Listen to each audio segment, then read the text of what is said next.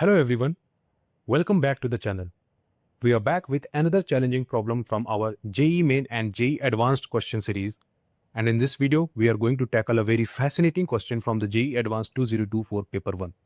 This one is a real brain teaser, I tell you, and I can't wait to break it down step by step to make it crystal clear for you.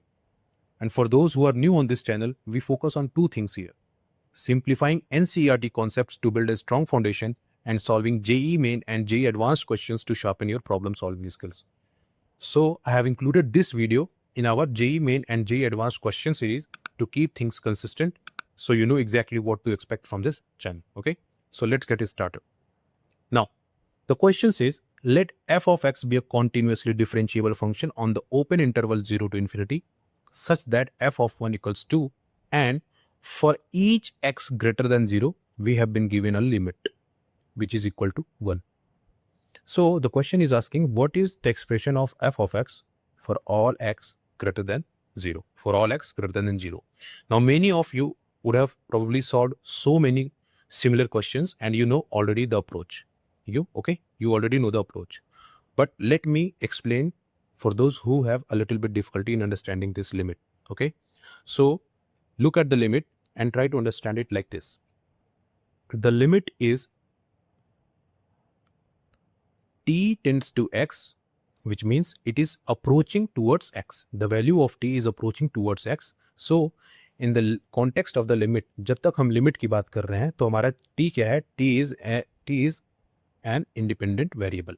Okay, और जब हम limit के context में बात करेंगे इस t tends to x में, हमारा जब तक लिमिट की बात कर रहे हैं तब तक हम x को एज अ कांस्टेंट ट्रीट करेंगे. Alright, now many of you also know L'Hopital's rule. Okay, now what is it is for a limit of form, हमारे पास एक लिमिट है जो इस फॉर्म का है, such that limit x tends to c f of x divided by g of x, where f of c equals g of c equals 0. जहाँ पे अगर हम c पुट करेंगे दोनों ही फंक्शंस में तो हमें 0 वैल्यू मिलेगी, and g dash x does not equal to 0. मतलब first derivative of g of x is not equal to 0 for all x in I.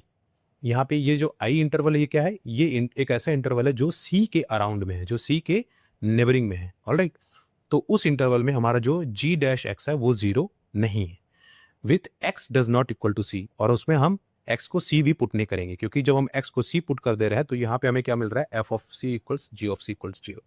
And limit, it says that if all these conditions are satisfied, then we have a limit x tends to c such that f dash x divided by g dash x, it exists. Okay, so it exists. यहाँ पे already g dash x does not equal to 0. अगर यहाँ पे 0 हो जाता तो ये not defined form में आ जाता. राइट, तो अगर ऐसी कंडीशंस हमारी वैलिडेट हो रही हैं, सो व्हाट डू वी से? The L'Hopital's rule says that limit of x tends to c f of x upon g of x equals limit x tends to c f dash x divided by g dash x. Okay, so we can write this limit in equal to this limit. यहाँ पे हमने nominator और denominator को differentiate कर दिया. Now I have written this as equation 1. अब आप क्या करो? आप इक्वेशन 1 को और दिए हुए क्वेश्चन को आप कंपेयर करो. What I have done that t in place of x and x in place of c. Okay, यहाँ पे हमारा क्या था कि हमारा जो x है वो किसको अप्रोच कर रहा है? c को अप्रोच कर रहा है. यहाँ पे c क्या है? एक कांस्टेंट कोई वैल्यू है, एक कोई कांस्टेंट वैल्यू है. और यहीं पे हमने क्या किया कि हमने यहाँ पे t को x की तरफ अप्रोच करा है. तो हमारे यहाँ पे x क्या है? जब तक हम लिमिट की बात कर रहे हैं, माइंड यू, जब तक हम लिमिट की बात कर रहे हैं तब तक हमारा जो t है एक इंडिपेंडेंट वेरिएबल है, and x is being treated as a constant. Okay, and when do we apply L'Hopital's rule? We apply L'Hopital's rule when we get these 7 types of indeterminate forms. What are those forms? 0 upon 0, infinity upon infinity, infinity minus infinity, 0 into infinity, 1 into infinity, infinity power 0 and 0 power 0. तो अगर ऐसे 7 types के indeterminate forms आपको मिलेंगे तो आप यहाँ पे L'Hopital's rule अप्लाई कर सकते हो. ओके, नाउ बिना किसी डिले किए हुए हम क्वेश्चन को सॉल्व करते हैं. Now according to this expression, equation 1, according to equation 1, what we can write our question like this. Limit t tends to x f of t divided by g of t equals limit t tends to x f dash t divided by g dash t. क्योंकि यहाँ पे आप देखो तो ये जो nominator है आपका ये some form of function t है, एंड डिनोमिनेटर आपका some form of function g of t है. कब तक? जब तक हम लिमिट की बात कर रहे हैं, ओके। उसके बाद हमारा x as a constant treat नहीं होगा, okay. So now that we have explain that, अब हम यहाँ करके करेंगे LHS एंड RHS करेंगे। RHS में यहाँ पे मैंने क्या किया है कि मैंने f डैश टी लिखा है और डिनोमिनेटर में g डैश टी लिखा है, alright.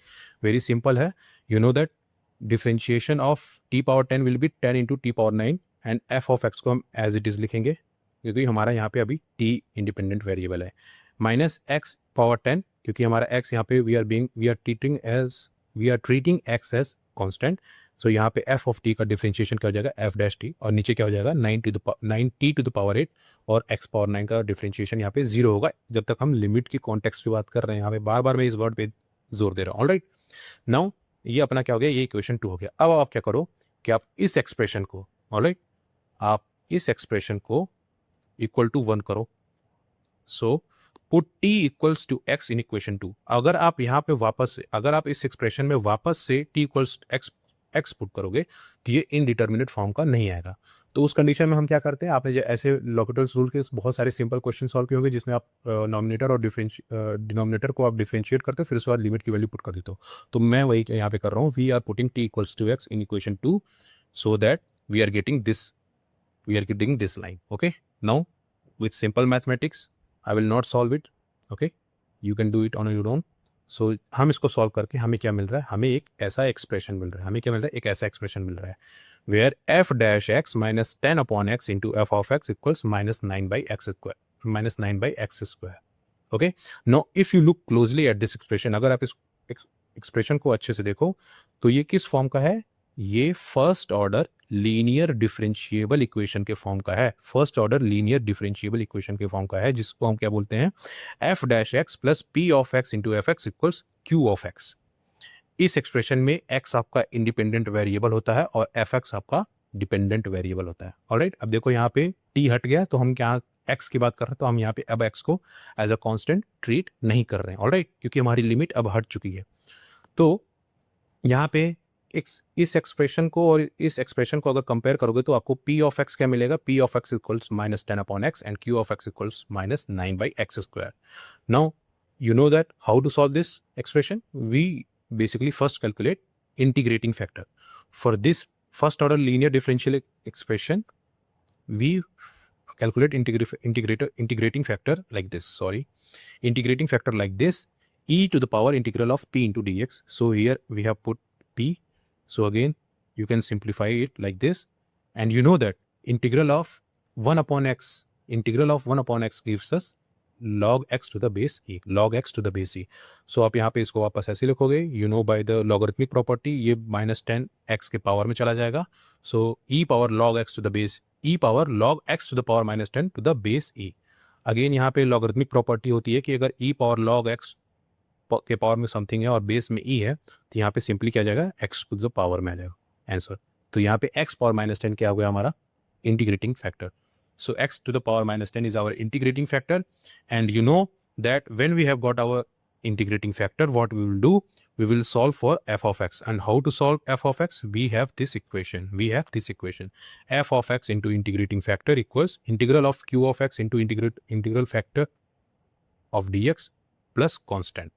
Now you put this integral factor in this expression, you put it, so f of x into x power minus 10 equals integral of minus 9 by x square into x power minus 10 dx plus c. Again simple integration, you can do it on your own.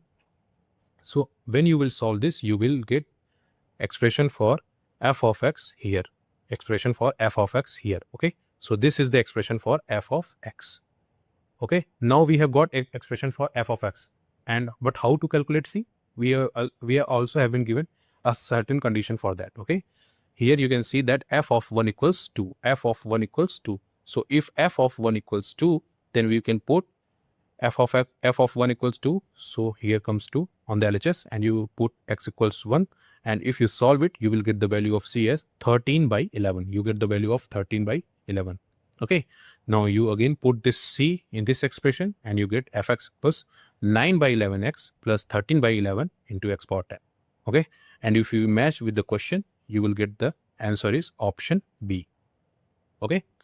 And for those who don't know how to solve first order linear differential equation, you can see this expression in your NCERT textbook as well. Okay, in the NCERT textbook it has been solved, and I have written a modified form of here, right? Y into integrating factor equals integral of q into integral factor dx plus constant.